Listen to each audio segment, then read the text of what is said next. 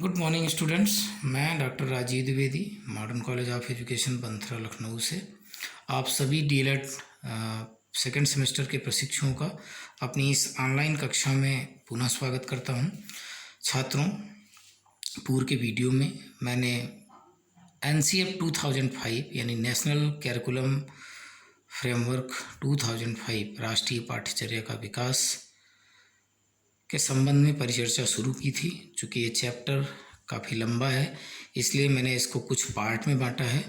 पहले पार्ट में आप सभी से मैंने राष्ट्रीय जो पाठ्यचर्या का विकास 2005 है उसके संबंध में, उसके गठन के संबंध में परिचर्चा की थी। साथ ही साथ हम लोगों ने उसके जो 5 अध्याय हैं और प्रत्येक अध्याय में किन चीज़ों की चर्चा की गई है इस फ्रेमवर्क में, इसके संबंध में आप सभी से मैंने डिस्कशन किया था। इसके अलावा कुछ मार्गदर्शी सिद्धांत भी इसमें निरूपित किए गए थे, उनके संबंध में परिचर्चा करते हुए हम लोग इसके द्वारा यानी राष्ट्रीय पाठ्यचर्या के विकास 2005 में जो सुझाव दिए गए थे शिक्षा के लिए, उन सुझावों की परिचर्चा कर रहे थे। और उन सुझावों की कड़ी में ही आगे बढ़ते हुए आज हम कुछ और अन्य सुझाव जो एनसीएफ 2005 द्वारा दिए गए थे उनके विषय में परिचर्चा करेंगे। तो आइए चर्चा को आगे बढ़ाते हुए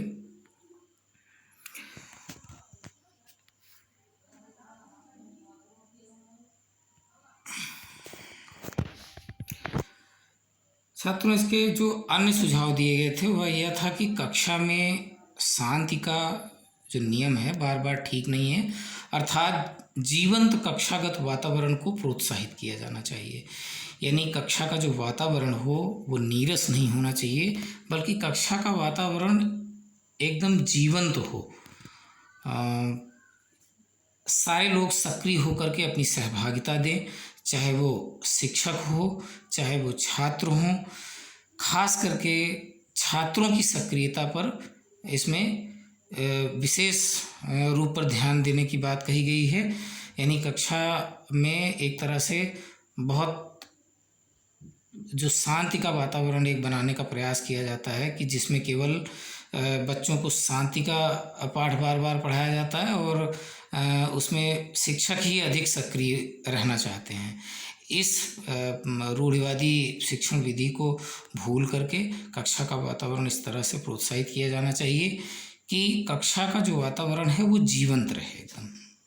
इसके अलावा सह शैक्षिक यानी को करिकुलर जो एक्टिविटीज़ हैं उनमें बच्चों के अभिभावकों को भी जोड़ा जाए।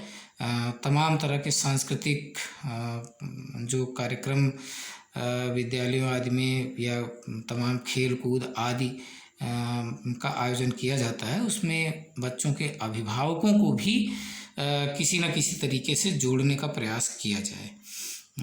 इसके अलावा समुदाय को मानवीय संसाधन के रूप में प्रयुक्त होने का अवसर देने का सुझाव दिया गया है।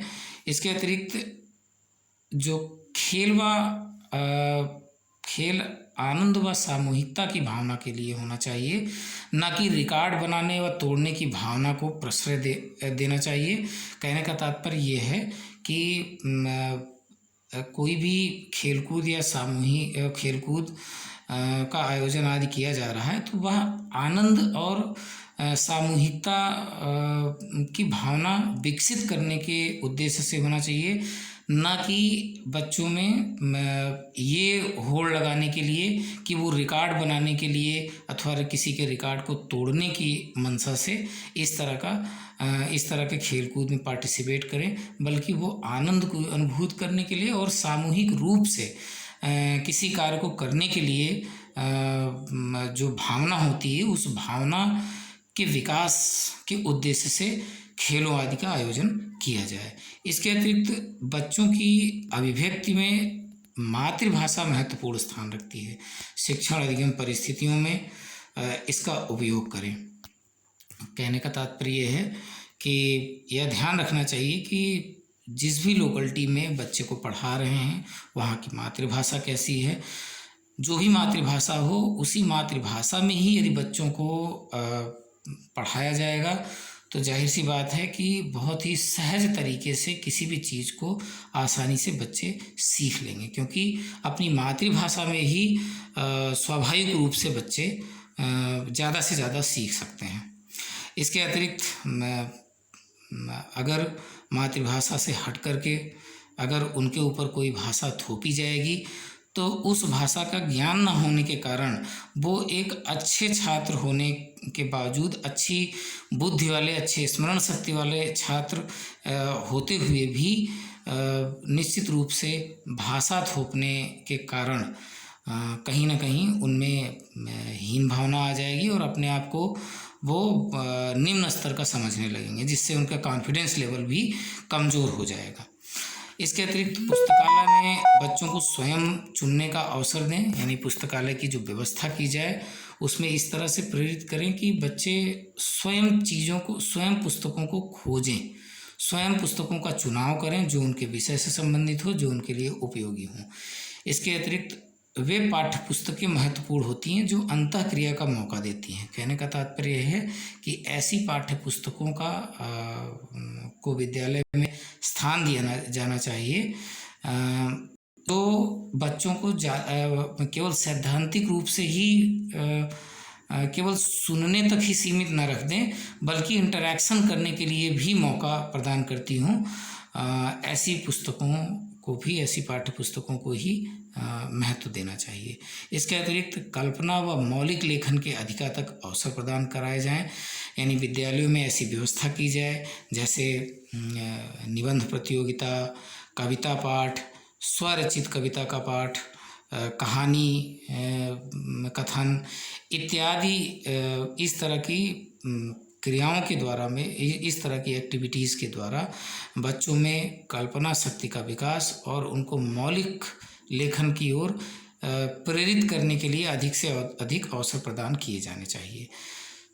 सजा व पुरस्कार की भावना को सीमित रूप से ही प्रयोग करना चाहिए। कहने का तात्पर्य है पुरस्कार अच्छी बातों के लिए पुरस्कृत किया जाना आवश्यक होता है, किया भी जाना चाहिए, किंतु सज़ा का प्रावधान कम से कम होना चाहिए। इसमें अगर किसी बात को लेकर के अनुशासनहीनता या अनुशासन स्थापना पुरस्कार या दंड के माध्यम से किया जा रहा है तो कोशिश करनी चाहिए कि स्वानुशासन पर बल दिया जाना चाहिए सज़ा के बजाय। उनको बच्चों के अनुभव और स्वर को प्राथमिकता देते हुए बाल केंद्रित शिक्षा प्रदान की जाए, यानी ऐसी शिक्षा प्रदान की जाए जिसमें बालकों की सक्रियता अधिक हो। शिक्षक केवल दिशा निर्देशक की भांति कार्य करे, वह केवल देख रेख बच्चों की करे, बाकी सक्रिय रूप से बालकों की ही भागीदारी रहे शिक्षण अध्ययन प्रक्रिया में, ऐसा प्रयास किया जाना चाहिए। इसके अतिरिक्त सांस्कृतिक कार्यक्रमों में मनोरंजन के स्थान पर सौंदर्य बोध को प्रश्रय देना चाहिए। सौंदर्य बोध यानी जैसे कलात्मक चीज़ों का, जैसे मिट्टी के बर्तन बनाना, इसके अतिरिक्त चित्रकारी करना, नाटक मंचन, इस तरह की चीज़ों को अत्यधिक महत्व दिया जाना चाहिए।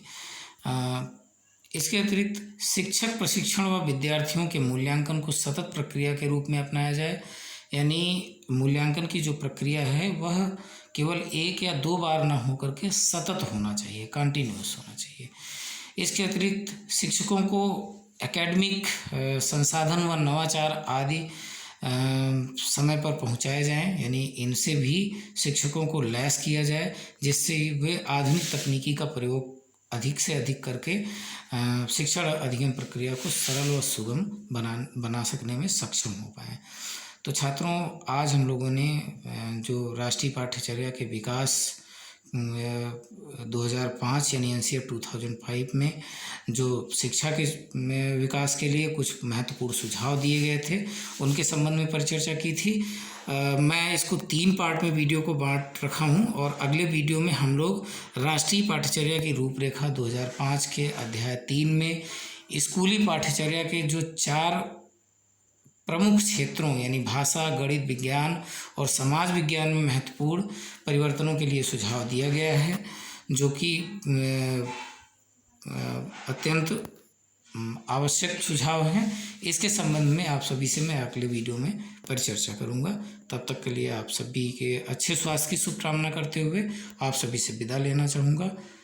जय हिंद, धन्यवाद।